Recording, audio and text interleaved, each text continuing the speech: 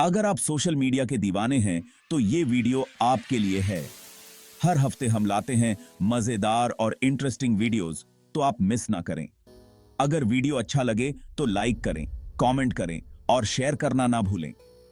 हमारी और भी नई नई वीडियोस को देखने के लिए हमारे फेसबुक पेज एक रिश्ता को फॉलो करें और हमारे यूट्यूब चैनल एक रिश्ता को सब्सक्राइब करें।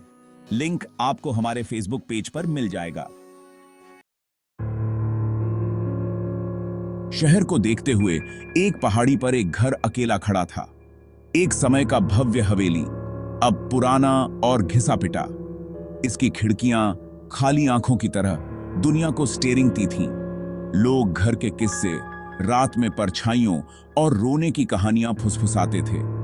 अधिकांश इससे बचते थे, उनका डर अज्ञात में निहित था। एक दिन एक युवा परिवार आ गया। वे शहर में नए थे, घर की प्रतिष्ठा से अनजान। पिता, एक व्यावहारिक व्यक्ति, ने केवल एक सौदा देखा, एक विशाल घर, उनके परिवार के लिए एकदम सही। उन्होंने फुसफुसाहट को केवल अंधविश्वास कहकर खारिज कर दिया। परिवार, जिसमें पिता, उसकी पत्नी और उनके 2 छोटे बच्चे शामिल थे, अपना सामान घर में ले गए। बच्चे, एक लड़का और एक लड़की, अपने नए घर को एक्सप्लोर करने के लिए उत्साहित थे। वे धूल भरे कमरों में दौड़े, उनकी हंसी सन्नाटे में गूंज रही थी। ऐसा लग रहा था कि घर लंबी नींद से जाग रहा है। पहले कुछ दिनों तक परिवार ने अपने नए परिवेश में समायोजित किया। घर अपने भयानक अतीत के बावजूद एक आरामदायक आश्रय प्रदान करता था। बच्चों को छिपे हुए नुक्कड़ और भूले हुए खजानों की खोज करने में खुशी हुई। माता-पिता अनपैकिंग और घर बसाने में व्यस्त थे। हवा की फुसफुसाहट पर थोड़ा ध्यान देते थे। विज्ञान और तर्क के व्यक्ति, पिता ने घर के आसपास की कहानियों का उपहास किया। उन्होंने घोषणा की कि भूत कल्पना के अलावा कुछ नहीं है। बच्चे डर की अवधारणा को समझने के लिए बहुत छोटे थे। पुराने घर में जीवन एक दिनचर्या में बदल गया। घर अब मौन में डूबा नहीं था, जीवन की आवाजों से गूंज रहा था। पिता, चूल्हे की गर्म चमक से उनका चेहरा जगमगा रहा था, अपने दिन की कहानियां सुना रहे थे। बच्चे अपने अपने बिस्तरों में सुरक्षित रूप से लिपटे हुए सो गए। रात का सन्नाटा टूट गया। एक आवाज, पहले तो धीमी, घर से होती हुई बहती हुई, एक कोमल शोकाकुल रोना, मानो कोई बच्चा विचलित हो। पिता चौंक कर उठे और बिस्तर पर बैठ गए। उसने गौर से सुना। उसका दिल उसकी छाती में तेज हो रहा था। रोना जारी रहा, जोर से और जिद करते हुए। पिता अब इसे और अनदेखा नहीं कर सके, बिस्तर से उठे। वह अपनी पत्नी की तरफ कमरे में हल्के से चला गया। क्या तुम्हें वह आवाज सुनाई दे रही है? उसने फुसफुसाया। उसकी आवाज थोड़ी ट्रेम्बलिंग रही थी। उसकी पत्नी उसके स्पर्श से जाग गई, ध्यान से सुनने लगी। जैसे ही आवाज उसके ईयरों तक पहुंची, उसकी आंखें खौफ से चौड़ी हो गईं। वह क्या है? उसने पीछे से फुसफुसाया। उसकी आवाज चिंता से भरी हुई थी। असहनीय उदासी से भरा रोना उनकी हड्डियों में समाता हुआ प्रतीत हो रहा था। पिता ने गड़बड़ी के स्रोत का पता लगाने के लिए दृढ़ संकल्पित होकर कमरे से बाहर निकल गए। वह आवाज का पीछा करता रहा। उसके नंगे पैर ठंडे, सख्त लकड़ी के फर्श पर चुप थे। रोना उसे दालान के नीचे, बच्चों के कमरों के पास, दालान के अंत में एक दरवाजे तक ले गया। एक दरवाजा जो उनके आने के बाद से बंद था। दरवाजा पुराना और भारी था, उसका पेंट छील रहा था। उसने हैंडल को घुमाने की कोशिश की, लेकिन वह हिला नहीं। रोना तेज हो गया। आवाज बंद दरवाजे के पीछे से आ रही थी।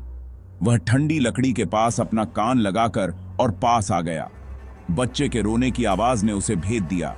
वह अपने कमरे में लौट आया। उसका दिमाग दौड़ रहा था। उसने अपनी पत्नी को जगाया।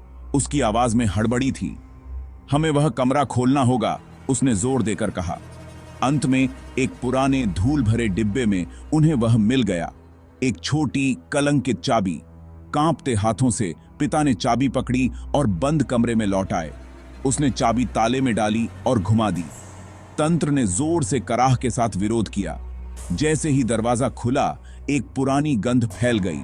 रोना अचानक बंद हो गया। उसकी जगह एक अजीब सी खामोशी ने ले ली। बंदी खिड़कियों से आती चांदनी से कमरा मंद रूप से जगमगा रहा था। धूल के कण हवा में नाच रहे थे। पिता अंदर कदम रखा, उसकी पत्नी उसके पीछे थी।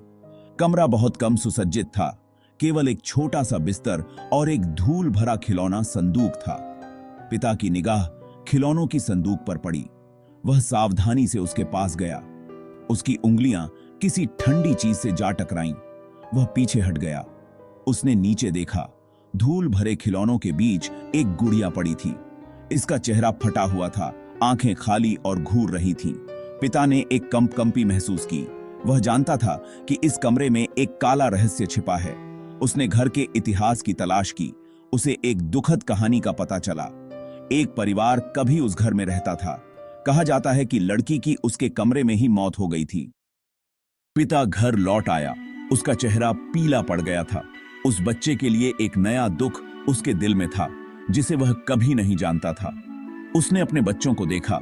उनकी हंसी घर में गूंज रही थी और वह जानता था कि वह नहीं रह सकता घर जो कभी आशा और नई शुरुआत का प्रतीक था।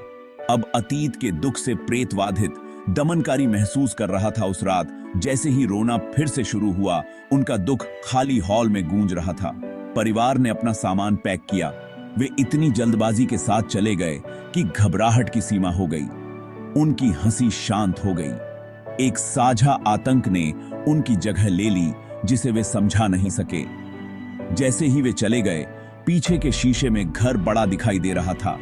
उगते सूरज के सामने उसका सिलहूट सख्त था।